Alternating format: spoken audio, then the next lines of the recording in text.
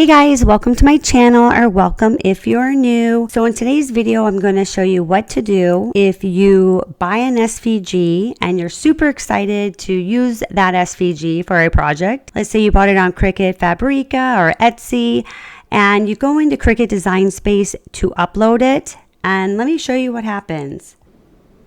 And this is what happens. Image load failure. There was a failure on the image you just uploaded. Now you can try this several times and it's going to continue to do that.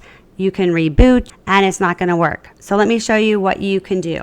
Is right click on the SVG file and go down to properties, select properties, and then it will show you the size of the file. And in this case, this file is actually too big, and that is what the issue is with it not uploading. So we're going to go ahead and resize that image. So you're going to want to go to iLoveIMG, and I'll go ahead and leave that link in the descriptions below.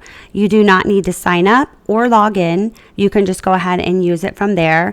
We are going to select Resize image, and then we're going to select the image, and you'll see over here on the right hand side it has 612 by 792. We're going to go ahead and select the 792 and put it for 400 and hit enter, and then that automatically adjusts the width, so it does keep your project, your SVG, proportioned. Then we're going to select resize image. We're going to go ahead and download that to our desktop. So you'll head back over to Cricut Design Space and click on upload image, browse, and you'll go to where you saved that SVG. Double click, and let's go ahead and change this to shopping bag, and then we're going to hit upload, and then we're going to select the image and hit add to canvas, and there you go. That's all there is to it. Super easy, and I hope that I answered anybody's questions who's had these kind of issues, because I know it's super frustrating. I hope you enjoyed the tutorial. As always, thanks for watching. I'll see you guys in the next video. And if you're a new subscriber and you liked my channel, make sure to hit the subscribe button below, and I'll see you guys in the next video.